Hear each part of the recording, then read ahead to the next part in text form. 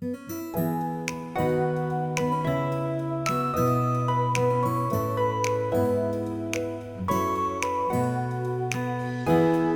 with you! I'm Brother Jack. I'm Brother Neil. I'm Mark. I'm Fernan, and this is Usapang Tinapay!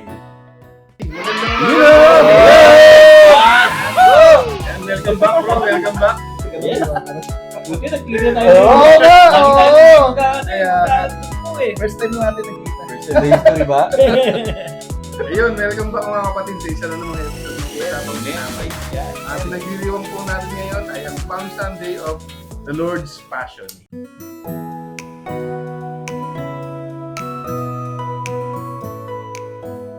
Amen, praise God.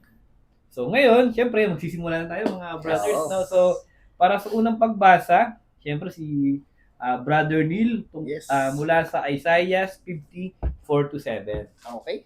Sige mga kapatid, yung ating unang pagbasa ngayong linggo na to is, yan nga, tungkol nga siya sa tinatawag na servant songs sa aklat ni Prophet Isaiah. So, yan. Sulat daw to, konting trivia lang daw mga bro. Sulat daw ito noong panahon na ang bayang Israel ay dumaranas ng paghihirap at pagkakatapon sa ibang lupain. So, Amen. ito yung time na medyo struggling ang dahil parang na-exile sila sa Babylon. So, ayon sa sulat na to, mga brothers, nagbibigay ito ng kumbaga ay preview na ng mangyayari sa ating kay Jesus Christ. So, okay. ano bang mga nandito sa first reading? Nakalagay dito bro na binigyan ako ng Panginoong Yahweh ng pangunawa. Hindi ako naghimagsik o tumalikod sa Kanya. Nakalagay din dito bro, hindi ako gumanti ng bugbugin, hindi ako kumibo ng insultuhin, at pinabayaan ko silang bunutin ng aking balbas at turuan ng aking mukha. So, nagpakita ito bro na ito ay nangyari dun sa panahon na kumbaga matagal pa ang pagdating ni Jesus. Pero kumbaga na prophesize na ito ni Prophet Isaiah na ganito nga yung mangyayari. So, nagpakita ito bro na para sa akin, ang reading na to, ang first reading natin, ay nagpapakita na sa gitna ng lahat ng mga paghihirap na naranasan nila dati, naranasan ng mga tao dati, mga tagasunod ng Panginoon, ay nagkakaroon pa rin sila ng pag-asa. Bakit? Ang sabi dito, hindi ako magtiis sapagkat aking nalalaman na hindi ako mapapahiya. Ibig sabihin nito, sa kabila ng lahat ng nangyaring hindi maganda nung panahon na yon, ay alam nila na nasa kanila o nasa panig nila ang Panginoon at hindi sila nito papabayaan. Yun yung pinapakita sa atin din dito sa first reading na to, na kung tayo ay nakakaranas ng pagdurusa ngayon, ng pagkapasakit, ganyan, wala tayong kailangan gawin kundi kumapit lang sa Kanya at magtiwala dahil hindi niya naman tayo papabayaan. Amen, praise God. No? So, galing, ganda ng first reading natin kasi base dun sa sinabi ni Brother Neil, no?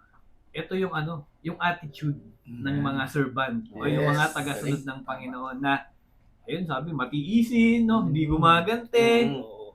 Dinuraan, no?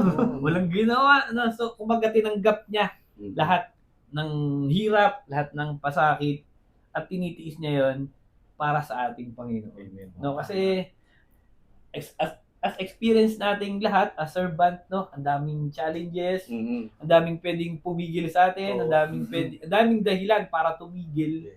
Pero tayo tuloy-tuloy pa rin ang pag-serve. Grabe yung na-experience nating mga problema, no? Siyempre, financial, Number one. number one yun, no? Tapos yung mga challenge na hindi ka makakapunta sa mga kailangan nating puntahan na service, no? Pero kahit mahirap, tinutuloy natin, binabagyo tayo sa mga CLS natin, pero tinutuloy natin. At syempre, yun nga, may mga naninira, no? Yuyurakan yung mga pagkatao. Pero still, we believe na ginagawa naman natin to hindi para sa sarili natin, kundi para sa Panginoon. No? Amen. Tsaka sinabi pa kanya sa dulo, napakaganda sinabi niya sa dulo. Handa akong magtiis sapagkat aking nalalaman na hindi ako mapapahiya. So, ang mindset ng mga servant, hindi kayong kailangan ko i-please. hindi ako mapapahiya sa inyo Ah, kasi hindi ako mapabayaan ng ating Panginoon. amen. At kahit ano pang isipin niyo sa akin ng masama, yun nga, ang Panginoon ang tanging makakapag-judge sa akin.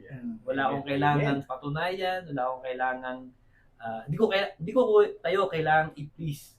Kasi ang kailangan ko lang i-please ay yung ating Panginoon. Amen. Kasi sobrang gets naman nating lahat yun. Sobrang hirap ng pinagdaanan ng ating Panginoon. Yes. Pero dahil nga anak siya ng ating Panginoon at tinanggap niya yon, no? Ang galing ng mga ginagawa niya, ang galing ng mga pagtanggap niya kasi tiniis niya lahat ng hirap, ng masakit. Kasi ang dulo naman nito, alam niya na makakapiling niya yung ating Ama sa buhay na wala. Iyo. Amen.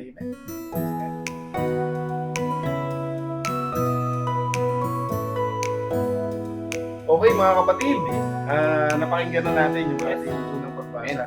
Ngayon naman po, ang ating ikalawang pagbasa ay mula sa Filipos chapter 2 verses 6 to 11. Brother Neil, pakibigay mo naman sa amin yung naging discernment mo rito. Thank you, Brother Fernan. So sa second reading naman natin, mga brothers and sisters, pinapakita naman dito ni Filipos, itong time na raw naman na ito, si San Pablo nito ay sakto nasa bilangguan siya nito.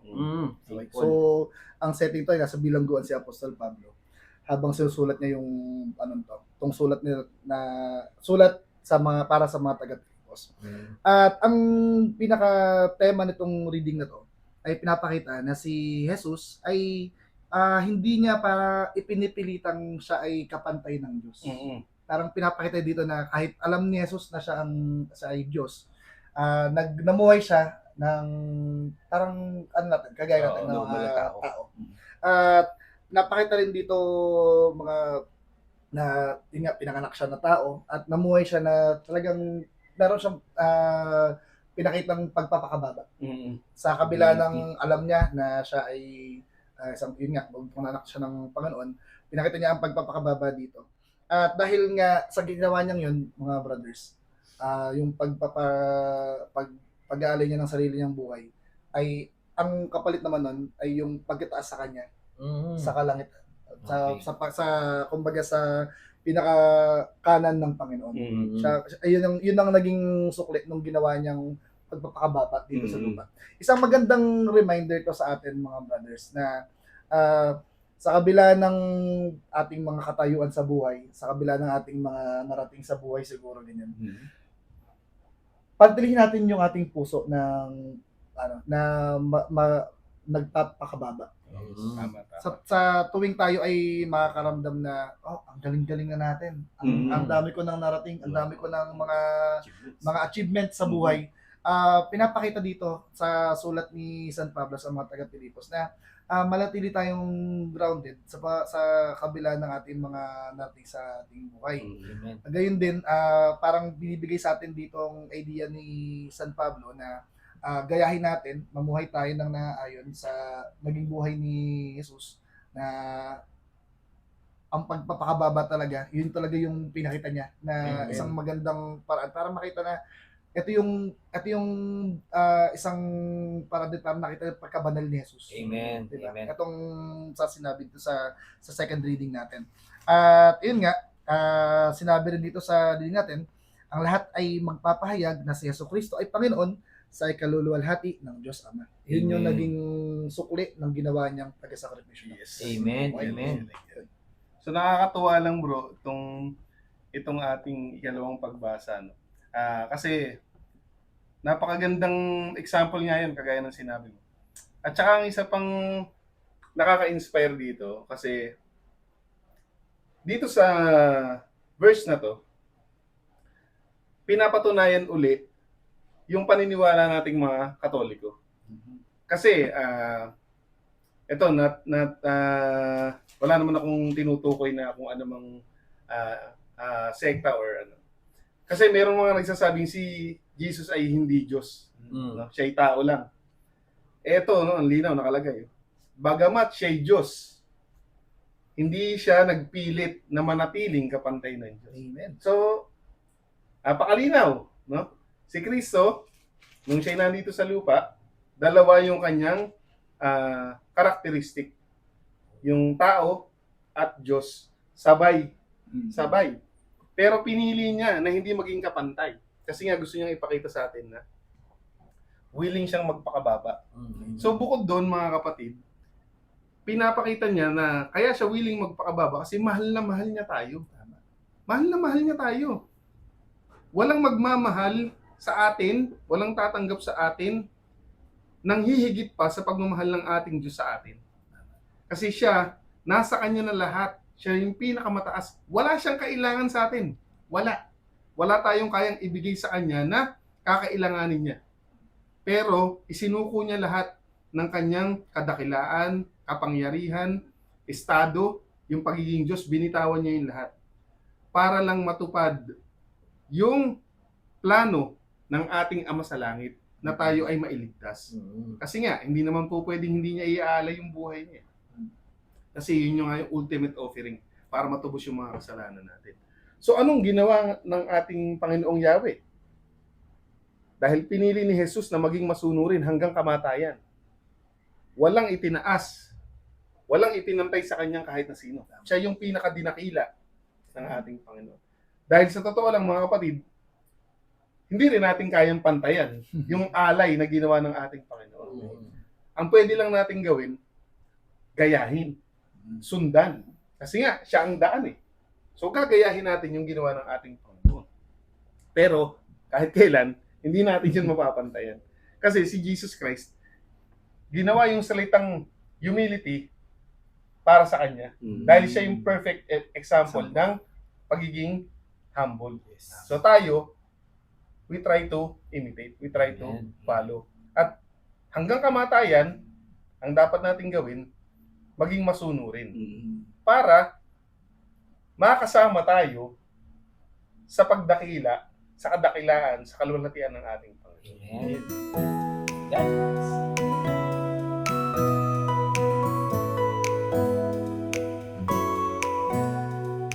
So yun mga brothers, so natalakay na natin yung una, ikalawang pagbasa. So Brother Neil, daot tayo sa pinaka-highlight ng ating reading, mabuting balita. So ano yung tingin mong pananaw mo dito bro sa gospel natin? Ayan. Amen. Dito sa mabuting balita natin. Actually, bro, ito yung ito yung pagpapasakit na ginawa ni Jesus.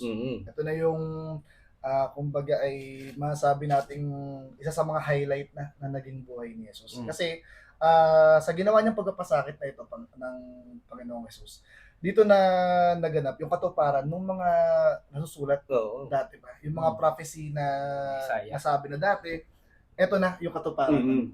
Ano yung mga nangyari dito? Andito yung dito nagsimula yung nang siya tinakwil ang tawag doon. Ano siya ni Judas? Pinagkanulo yun. Pinagkanulo hanggang sa siya'y madakip na ng mga kawal, hanggang siya ay kumbaga inarap siya kay Pilato. Yun nga yung sinasabi niyang most famous na si Pilato ay nagugas ng kamay. Sinabi ni Pilato na wala akong nakikitang anumang masamang ginawa ng tao ito. Pero dahil kayo nang bahala, parang inihabilin niya na sa yung mga tao na. Actually bro, etong reading sa atin ngayon, pinapakita dito na sa kabila ng marami namang naging tagasunod si Jesus, marami ring hindi naniwala sa kanya. Sa kabila ng yung mga tao, alam ng mga tao na darating na ang Mesiyas, alam nila na ayun na, merong yung katuparan ng nasusulat dati. Maraming hindi naniwala sa kanya. Pero dahil nasusulat din na kailangan gawin ng Panginoong Hesus tong pagsasakripisyo ng kanyang buhay para sa ating lahat, kahit sinasabing siya ang Diyos, sabi nga nung meron pa nga akong dito bro, nung isa sa mga 7 last words ni Jesus, yung kataga na Panginoon, bakit mo ako pinabayaan? Naalala niyo yung Yes. Yan, sabi niya, Panginoon, bakit mo ako pinabayaan? Alam niyo ba bro, may nabasa kasi ako na sa ibang sekta pala, sa ibang mga paniniwala, parang parang tinitake against to kay Jesus. Mhm. Kasi, bakit daw magasabi si Jesus na, Panginoon, bakit mo ako pinabayaan? Ayos. Yun, yung katagang yun. Pero, ang sabi nila, hindi ito nagapakita ng kahinaan ni Jesus. Mhm. Bagkus, ito kasi ay katuparan nga ng mga nasusulat. Kasi kung babalikan natin sa Bible, sa Psalms 22, kung makikita sa Psalms 22, ayun yung mga katagang yun, yung mismong katagang yun na Panginoon, bakit mo ako pinabayaan? Oo. So, pinapakita lang nito na ito na yung moment na magpapatotoo dun sa nasusulat, dun sa Psalms 22, na lahat ng mga nangyari doon, pinahirapan siya, nagkaroon siya ng paghihirap, pero at the end, ang nangyari naman is yung salvation o yung pangakong salvation sa atin. Yung pagliligtas sa ating lahat na mga makasalanan. Mhm. So, napaka ganda o kumbaga, it's an honor for us na makita at malaman na ganito katindi yung ginawang sakripisyo ng Panginoon natin, ni Jesus Christ para sa atin, para sa kaligtasan nating lahat, sinakripisyo niya kanyang sariling buhay. At ito naman yung sinasabi naman na after naman ito naman yung pagkabuhay naman niya na darating na linggo naman, Mhm. na magapakit talaga na wala nang iba kundi siya lang talaga yung tinakda, siya lang ang nag-iisang pinadala, at siya lang yung nag-iisang may kakayanan na i-save tayo sa lahat ng ating mga kasalanan. Amen. So nga, no? Sa ating mabuting balita, Brother Neil, no? So, kung mapapansin natin, dalawa yung readings niya. Tama. Merong may maikli, meron naman sobrang pagkahaba. No? Mhm. Doon sa may maikli, no? So, ito yung araw ng Pasko. So, dito sa may pagbasang ito, dito ginanap yung huling hapunan. Mhm. Ano, na dito niya tinipo yung lahat ng alagad niya kasama si Judas. Ano, dalawang Judas na pangalan sa kanyang disipulo, si Judas Iscariote at si Judas Tadeo. Oh, yung nagbenta or yung nagkanulo kay Jesus, si Iscariote. Ano? So dito nasilaw si Judas Iscariote. So alam naman natin kung magkano yung halaga na binenta niya si Kristo. Sa halagang 30 na pilak. Oo, silver. So nasilaw siya dito. So maliban doon, parang nagkaroon ng pakiramdam si Judas na natetret siya kasi nga iba kasi yung gusto ni Judas eh. 'Di ba alam naman natin si Judas, isa yung negosyante. Negosyante yan si Judas. So marami siyang alam pagdating sa marketing. Yan, networker. Open-minded pala siya. Si Judas kasi ibang kaharian kasi ang gusto niya. Yung literal na kaharian, palasyo, malalaking mga building. Iba yung yun ang tingin niya sa kaharian na sinasabi. Makamundo, tama ba? No? Pero iba yung sinasabi ni Kristo. So ngayon, dahil sa iba yung pananaw ni Judas sa sinasabi ni Jesus nung sila ay nag-mission pa, doon siya nakatingin sa makamundong bagay, which is yung literal na kayamanan, palasyo, o kayamanan. No? Tapos, doon siya nasilaw si Judas sa halagang 30 pilak. Kaya binenta niya, pinagkanulo niya si And then, sa ikalawang pagbasa, ito na yung panahon na hinarap na si Jesus sa hari or gobernador na si Pilato. Oo, na may kapalit daw. Nakakatawa yung mga tao doon, no? So, tinanong ni Pilato yung mga tao doon. So, sabi nga ni Pilato muna, wala naman siya nakikitang kasalanan sa taong to. Kay Jesus, ba't daw siya ipapatay? May sumigaw doon. So, anong dahilan para patayin to? Sabi ng isa doon na meme lang, mamaru. Pako sa krus. Pako sa krus. O di nakigaya na rin yung mga meron doon. Pako. Tapos, may isang kapalit para lang may makalaya daw doon. No, kapalit ni Kristo na ipapatay. Ang kapalit daw noon, yung may papalabas sa kulungan. Papalayain. Si Barabas. Ang gusto kasi ng mga tao, para mailabas si Barabas, kasi si Barabas, isa siyang warrior o assassin sa lugar na yon. Kasi, kaya gusto ng tao na palabasin si Barabas, kasi pag may digmaan na nangyari, labanan, ang tatapos or haharap doon, si Barabas. Kasi isa siyang mamamatay tao. Wala siya talagang kinakatakutan, kinakaawaan. Kaya yun ang kapalit si Barabas. Biruin mo, ang ipinalit mo si Barabas, tapos sa isang mabuting, si Kristo.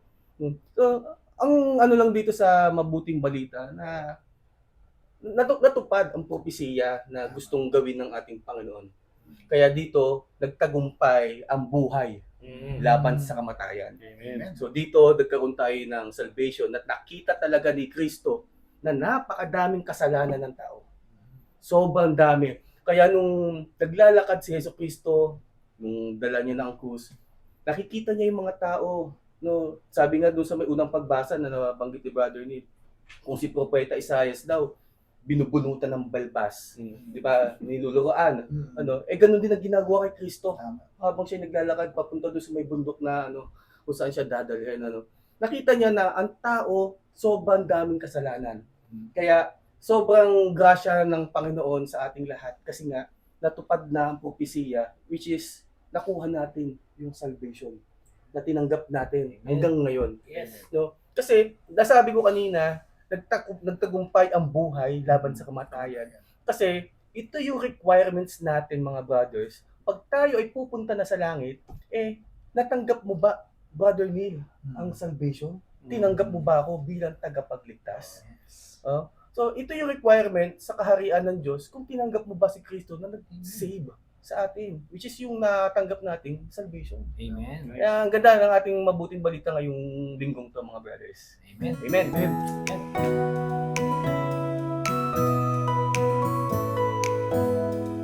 So yun, mga brothers, so nabasa at nabigyan natin yung una, dalawa, pati yung gospel. No? So nakita natin kung ano talaga yung mensahe ng mga reading. So Brother Neil, sa tingin mo, ano yung connection ng tatlong pagbasa natin ngayong linggong ito? Sige bro. Tatry kong i-connect siya. Sige.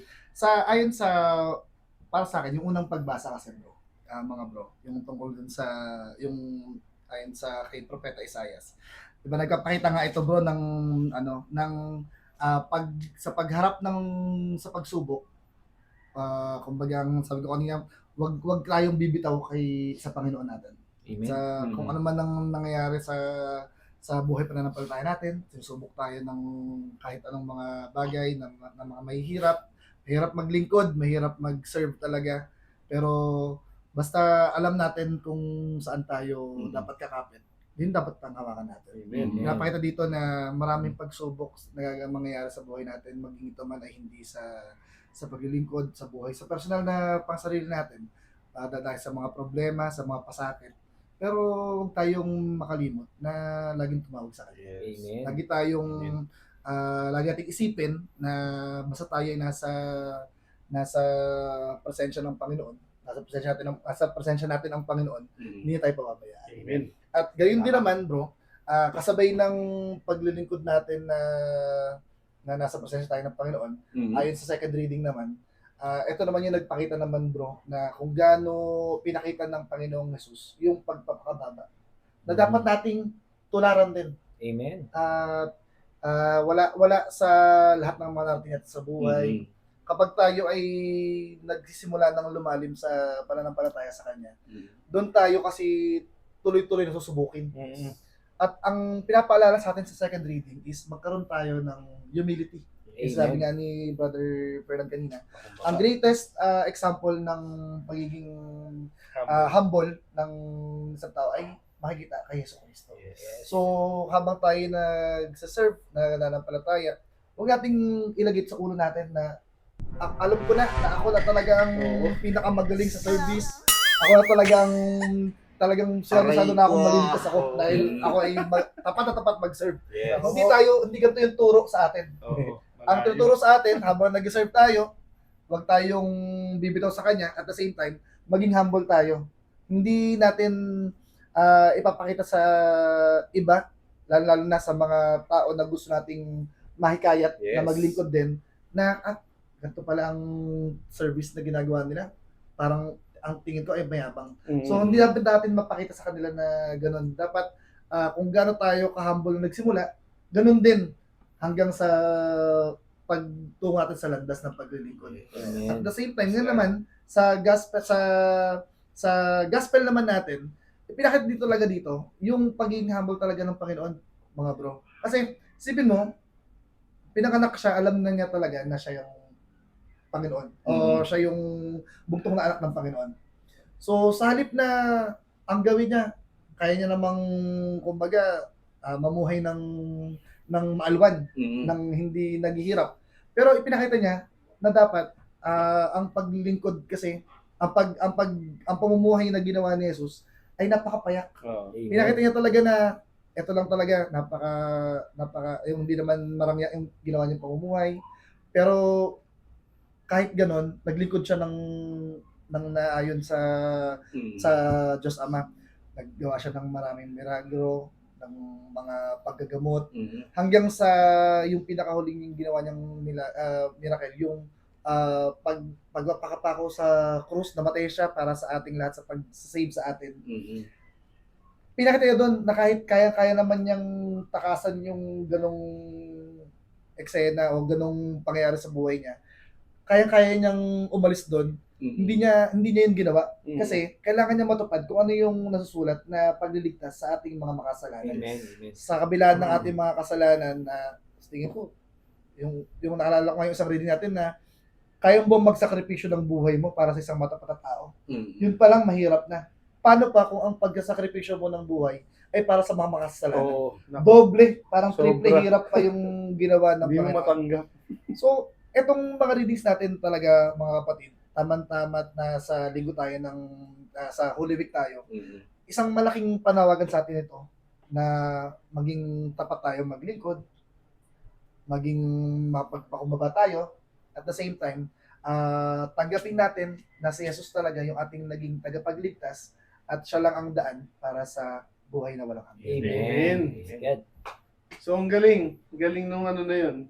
Yung central connection na yun, yung humility. No? Mm. Yung yung kasing word na ikaw ay humble, no? Yung humility. Medyo tricky siya eh.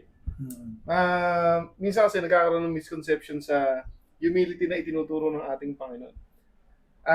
Si Lord, ang itinuturo niya sa ating humility, no? We become more humble dahil mas nakikilala natin ang ating Panginoon. Hindi tayo nagiging humble kasi ipinapahiya niya tayo. No, hindi tayo ipinapahiya ng ating Panginoon para tayo ay maging mapagpakumbaba. Kundi nagiging mapagpakumbaba ka kasi mas nakikilala mo yung Diyos. Ikaw mismo sa sarili mo napapahiya ka na, 'di ba? Kasi nakikita mo yung sakripisyo ng Panginoon. Kaya pipiliin mo na magpakababang loob. Mm. At ngayon yung tinitiis naman natin yung galing sa ating kapwa. Hindi tayo nagiging mapagpakumbaba kasi napapahiya tayo sa kanila. Kundi bagkus habang ipinapahiya nila tayo, lalo tayong nagiging proud. Kasi secured tayo na hindi tayo pababayaan ng ating Panginoon. Yes. Kaya check din natin mga kapatid kung saan tayo humuhugot ng ating humility kasi baka mamaya pakitang tao lang yung ginagawa natin. Amen. Mm. Tsaka, isa sa mga nakita ko din connection, no? Yung tinupad talaga ng Diyos yung promise ni Father God, ng Diyos Ama. Hindi siya pinabayaan. Yes. Oo. Sa kabila ng pagpapakasakit ni Kristo, di ba, Propeta Isaiah, di ba, hindi siya nanlaban. No, ikaw ba naman bunutan ng hilaing balbas mo? Aray ko. Siyempre, masakit yun. Di ba, magagalit ka. So, yung pagpapakumbaba na sinasabi niyo mga brothers, talagang ginawa niya. Masaktan ka lang. Kasi malakas ang backer mo eh. Siya ang gaganti para sa iyo, para sa kanila. Ganun din ang ginawa ng Diyos Ama kay Jesus. No, 'di ba nga kung napapanood natin yung The Passion of the Christ. Di ba grabe yung pasakit na tinanggap na naramdaman ni Kristo hanggang doon sa may daling siya doon sa may Golgotha, na doon siya ipinako, doon sa mga kung tawagin Golgotha, yun daw ay lugar ng mga bungo. Pero tinanggap yun ni Kristo para matupad at masakatuparan yung pangako ng Diyos. No, hindi naman para kay Kristo yung gagawin niya, kundi para sa ating lahat eh. Tama. Di ba? No, hindi naman para kay Kristo na maghahari siya, pero iba eh. Oo siya maghahari si Kristo, pero syempre maghahari si Kristo sa atin, sa mga tao, sa mga Amen. puso din natin. Kaya si Kristo, nagkatawang tao, siya ang salita ng Diyos na nagkatawang tao lang. Na tinupad yung misyon ng Diyos para sa atin lahat. Para Amen. itanim yung tinatawag na pananampalataya sa bawat tao. Amen. Imagine mo, ang daming miracles na ginawa ni Kristo nung last week. Bumuhay ng patay. Mm. Pero ngayon, sinasabihan si Kristo, sige nga kung ikaw yung anak na ng Diyos, bumaba ka nga dyan sa cross. Di ba, no? Pero hindi niya ginawa. Hindi niya gawin. Miski alam sa sarili ni Kristo, kaya niyang gawin. Yes. Kasi sabihin niya sa tatay niya, kay Father God, Ama, tanggalin niyo ako dito sa krus. Pwede bang si ano na lang ipako, si Pedro? Ba't ako pa?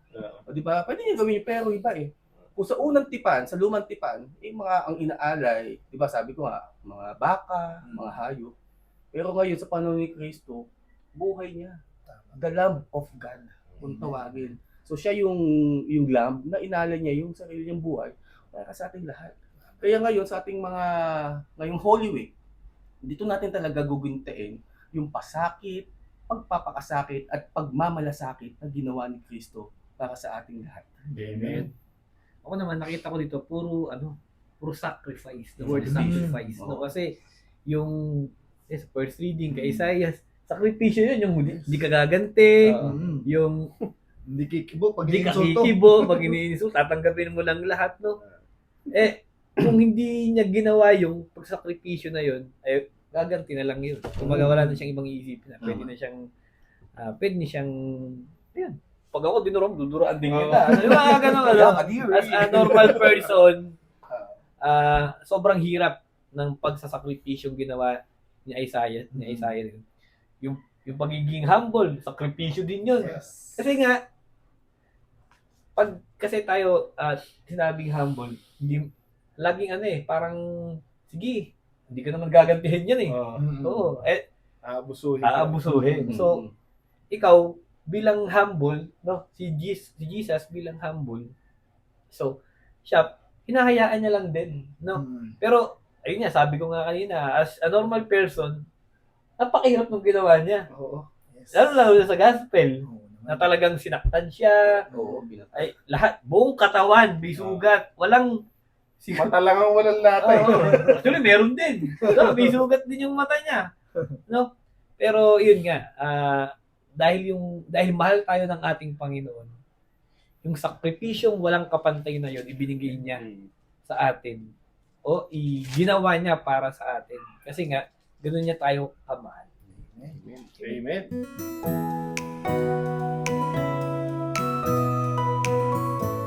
So yun mga brothers, so dako na tayo sa pagbibigay natin ng application sa buhay. So Yes. para kay Brother Mark, bro, paano mo ito mabibigyan ng aplikasyon?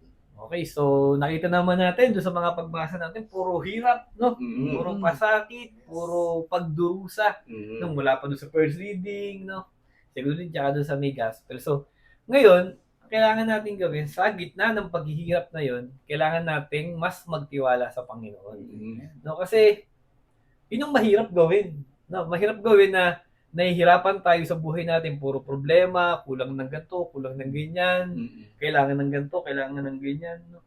Tapos, maraming iba't ibang klaseng challenges, pero yun nga, ang laging sinasabi sa atin ng ating Panginoon, base doon sa ating mga pagbasa, is kailangan magtiwala sa Panginoon.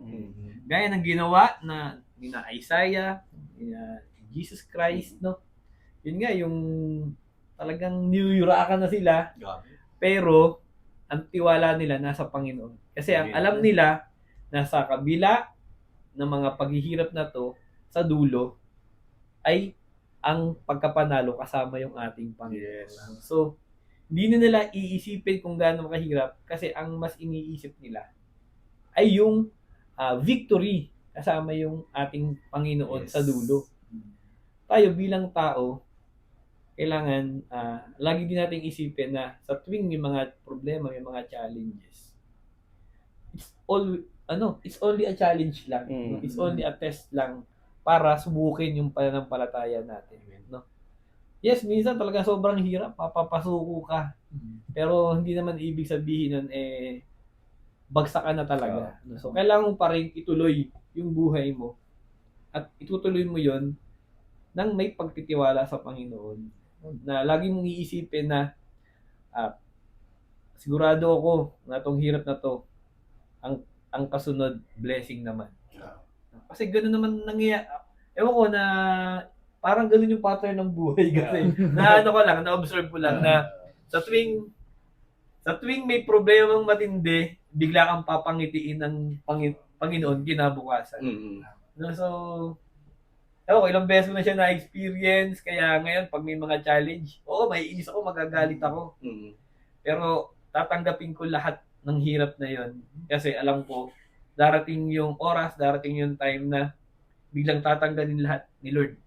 Yung mga problema na yon, Yes. mga challenge na yun, at papalitan niyo to ng blessing na kung susukatin mo, walang sinabi yung mga Yes. problema Amen. na nangyari sa'yo. Yeah. At syempre, ito pa yung para matiis mo lahat ng yun.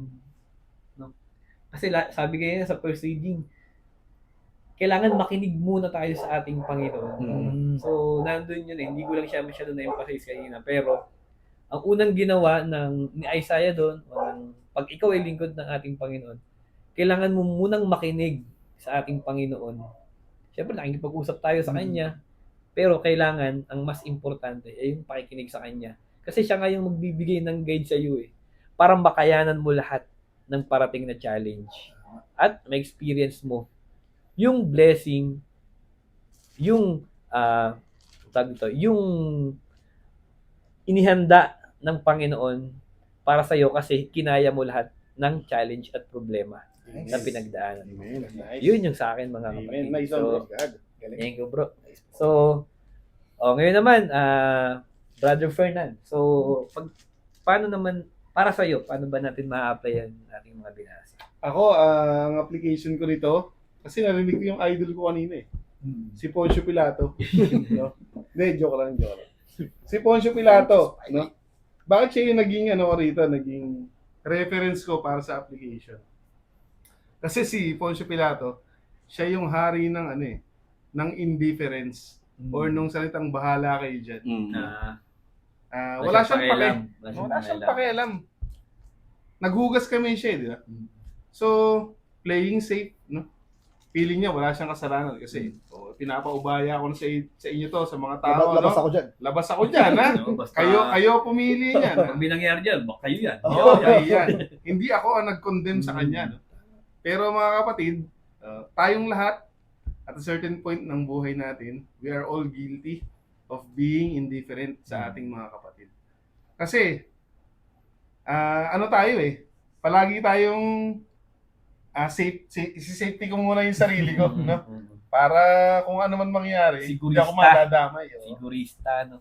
Kasi sa buhay na to, mga kapatid, itong buhay natin sa mundo, kahit na gaano ka pa kasigurista, kahit anong preparation pa gawin mo, sa totoo lang, wala ka talagang kayang paghandaan. Dahil lahat to ay labas sa kapangyarihan nating mga tao. Wala tayong kayang i-prepare. Dahil nga, tao ka lang eh. Amen. Marami kang shortcomings.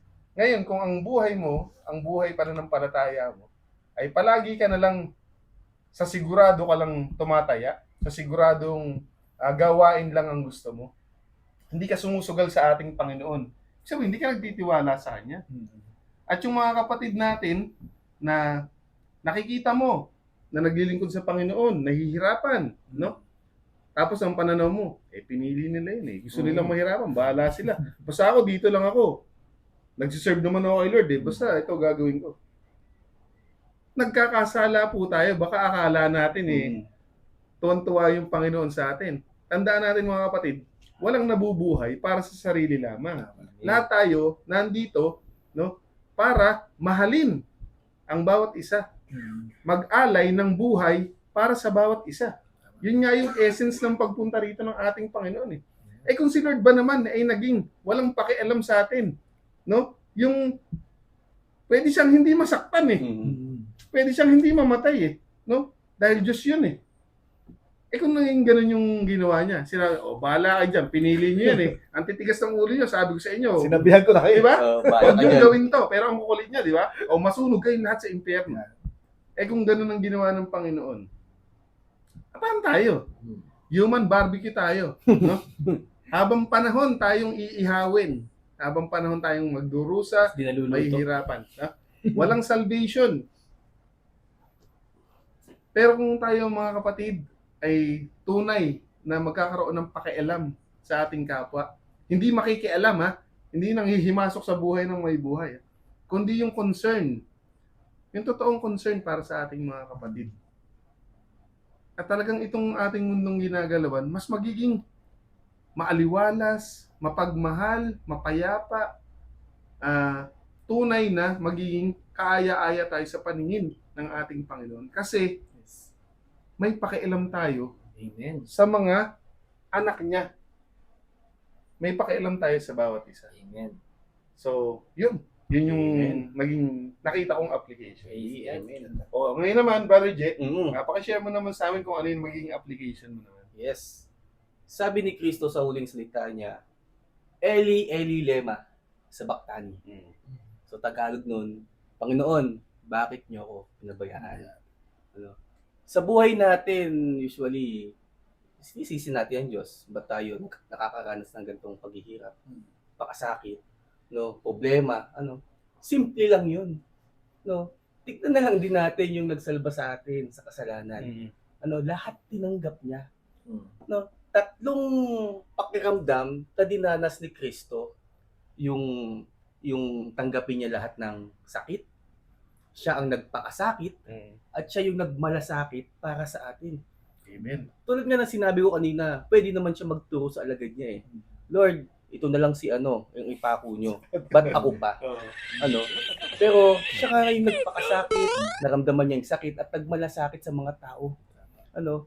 Dito, isa sa mga una kong nakita, yung nasilaw si Judas Iscariote sa halagang 30 pilak para ibenta si Kristo.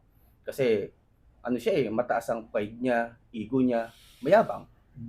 Kasi nga itong si Judas Iscariote, isa siyang negosyante. So lahat ng nakikita niya, lahat gusto niya may nakukuha siya. Pagkakapirahan. Pagkakaperahan, no? Mga scammer, ika. Pero nasilaw lang siya sa ganung halaga na hindi niya alam ang binenta niya yung hari or anak ng Diyos. No? Sa buhay natin, dapat hindi tayo maging ganon. Ako, ayoko maging ganon na nasisilaw sa kahit anong bagay. Inggit, kayamanan. So, madalas kasi sa binibigay ng mundo or karunungan ng mundo, nasisilaw tayo. No, nainggit tayo. Si Bomart may bagong Montero. Grabe naman. Bibili din ako. Oo. Si Bronil, Bagong lumang Montero. si Bronil, ang ano yan, gusto ko matangkad, bibili din ako ng pampatangkad. Pogi, magpapapogi na rin ako. Si Bro May Fernan, gamot pang papapogi. si Bro Fernan, laki ng katawan, magiging naman buwas ng buwas ko. Kanin lang yan, bro. Kanin. Nakaramdam tayo ng gano'n. Pero dapat huwag tayong masilaw sa gano'n na nangyari kay Judas. So, pangalawang magandang aplikasyon para matulungan din natin yung ibang kapwa at makipakita kung ano talaga yung ginawa ni Kristo is yung ibahagi mo yung ebanghelyo. Apat na tao o apat na author lang naman yan eh. 'Di ba? Ng ebanghelyo. Kasi yung ebanghelyo ito yung istorya ni Kristo. Ano, sa istorya ni Mateo, ni Marcos, ni San Juan at ni Lucas. Oo. Si Lucas. So, kwento nila 'yon. No? Kaya ngayong huling linggo ng Kwaresma, yung tinatawagan natin na Holy Week, sariwain natin ang kwento ng buhay ni Kristo. Marami tayong napapanood diyan, especially yung kilalang kwento ni Kristo na yung Passion of the Christ. Marami. So, panoorin din natin kasi makikita natin, mapapanood natin doon kung gaano talaga yung pasakit, yung mga sakit na natanggap ni Kristo. No, makikita nyo na lang doon na grabe ilang hataw ng latigo, gaano kahabang pako, gaano kabigat na krus ang dinala ni Kristo at gaano kalayo, kilometro para maakyat nila yung bundok ng Golgota, pook daw ng bungo, ika nga sabi daw nila. No, at makikita din natin doon kung paano yurakan ng mga tao si Kristo. Oo, kaya tayo ngayong Holy Week sa huling linggo ng Kwaresma, din natin, sariwain natin. Kasi isang linggo, yung mga sinasabi, di ba, ngayong Kwaresma, bawal daw yung karne. Actually, sa simbahan, bawal daw pumalakpak, actually, bawal talaga. Bawal mag-praise ng hallelujah during this, Lenten season. Pero pagdating naman sa pagkabuhay ni Kristo, doon tayo mag-standing ovation. Kasi napagtagumpayan ni Kristo yung kamatayan. Napagtagumpayan niya, kumbaga na iahon niya ang lahat ng mga naniniwala, lahat ng mga nananampalataya sa Kanya, doon sa tinatawag na buhay na walang hanggan, na Amen. lahat is matatanggap o mapupuntahan din natin. No, lahat ng iyon, tinanim ni Kristo, yung pananampalataya, so tayo na lang ang magdidilig kung paano natin ito mapapalago.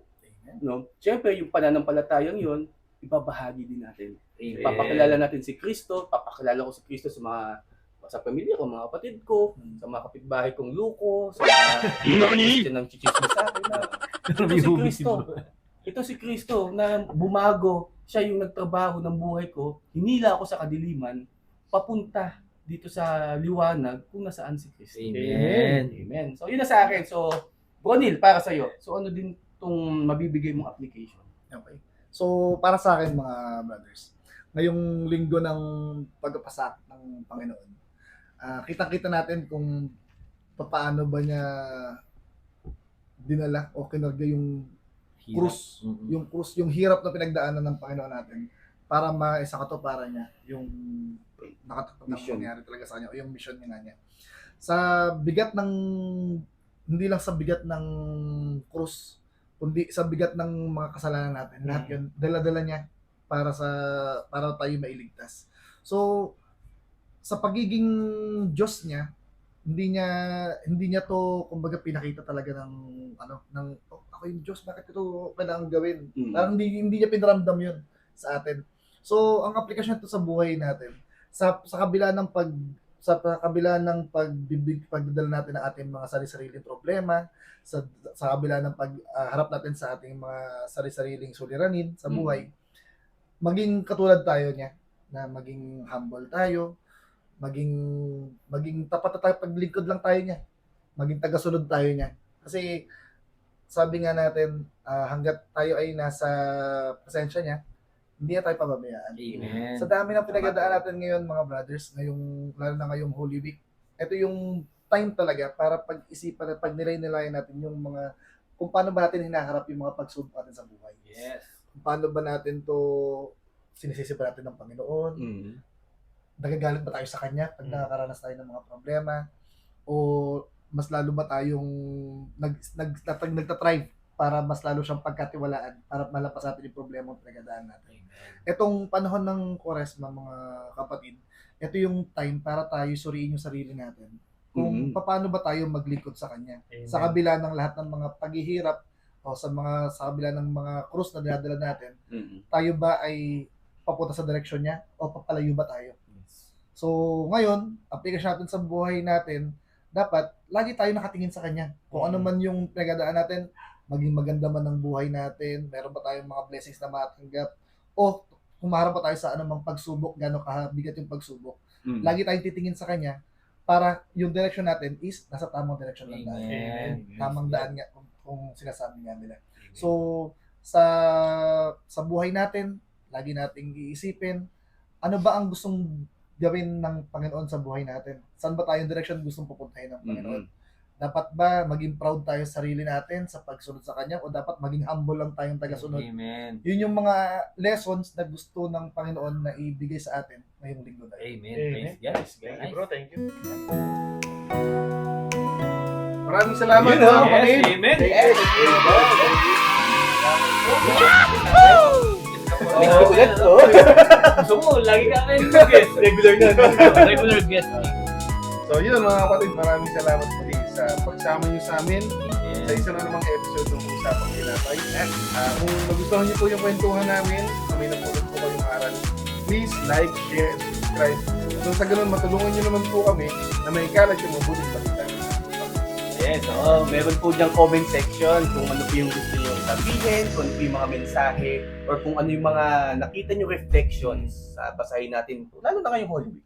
I-leave niyo po dyan. So kung may mga, may mga shout out, greetings yan, i-shout out din po namin yan. So, Brother Neil, baka may announce ka regarding sa Christian Life Seminar? Yes, sa darating nga po pala mga kapatid na April 25, ang aming pong samahan na Ministerial Family of Christ ay magkakaroon po na Christian Life Seminar. Yes. Pwede pong daluhan ng mga young couples o yung mga kabataang mga bagong magkasawa. Yan. Mga bata pa. totoo po na napakagandang tulong para po sa ikabubuti at sa ikalalapit natin sa Panginoon. Lalo na sa ating pag-asapang magkasama. Amen. Okay, Brother Neil, salamat ulit. Ay, ha? thank you. Oh, thank you bro. Salamat Oo. at susunod. Sana mayakag ka pa namin. Yes. At syempre, napakabuti ng ating Panginoon. Amen. Napakadami ng ating Praise natutunan, no? So, magtiis, magsakripisyo, tanggapin ang hamon na ibinibigay sa atin ng Panginoon. At yun, mas magtiwala pa sa Kanya, maging humble, no? Yes. Galing, grabe. Grabe yung mga inputs ngayong gabi na to, ngayong araw na to. Amen. At syempre, next week, for sure, no? Marami ulit tayong matututunan. Yes. At sana po, muli samahan niyo po ulit kami sa susunod po na episode ng Usapang Ginap. Amen. At syempre po, lagi po natin tatandaan Ang tao hindi lamang sa tinapay na bubuhay. Kundi sa bawat salita ng Diyos. Bye!